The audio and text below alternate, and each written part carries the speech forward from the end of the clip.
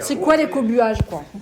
L'écobuage, c'est pour mettre les pâturages propres, pour faire pousser de la bonne herbe. Sinon, ça serait que les brousses, la bruyère, les genêts et tout. Et donc, ça a toujours été fait comme ça? Toujours. C'est quelque chose d'ancestral.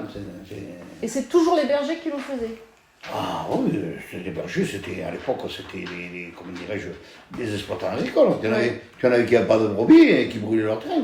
Mais c'était de l'écobuage, tandis qu'aujourd'hui, des fois, ce que nous faisons, je n'appelle pas ça de l'écobuage, j'appelle ça de l'incendie. Parce que un peu de vent qui remet les arbres, qui a plus de 20 km/h, on t'interdit de brûler. Une fois c'est le vent, une fois c'est la pluie.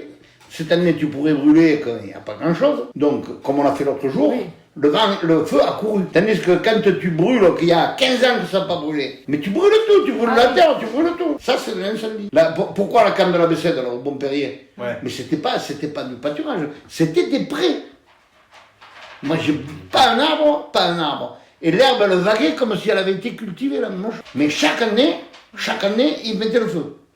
Et plus il faisait l'hiver, plus ils allumaient. Oui, une année, ils n'ont pas pu le brûler, tu entends? Ils n'ont pas pu le brûler. Les genêts commencent. Mais les brebis, qu'est-ce qu'elles vont faire quand elles vont descendre dans la montagne? Là, se sont entendus, le dernier jour de août, ou je ne sais pas quoi, c'était pour la fête des Pentiers, ils te partent tous, de Bon Perrier jusqu'à Courzinal. Ça a dû brûler. Ça brûlait. Ils ont eu la chance. 3 jours après, un orage, il s'est mis à pleuvoir. C'était des prés. C'était vert.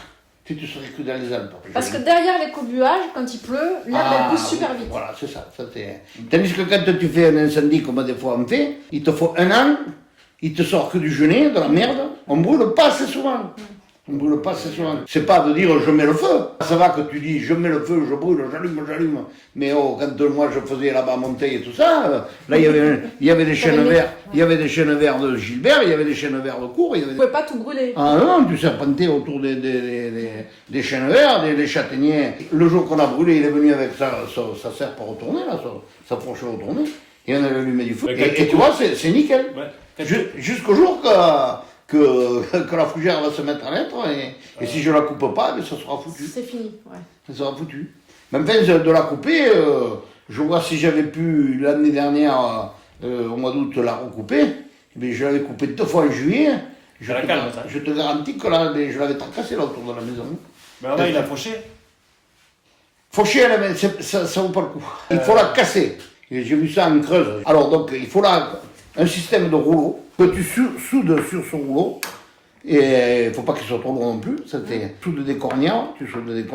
Complètement, tu sais, il faut que les rouleaux tournent indépendamment. Oui. Donc ça te coupe la fougère, ça la coupe pas, ça la plie à 2 ou 3 endroits, donc ça lui fout des grosses cicatrices. Du coup, ça épuise le rhizome. Ah oui. Et puis la sève, elle sort.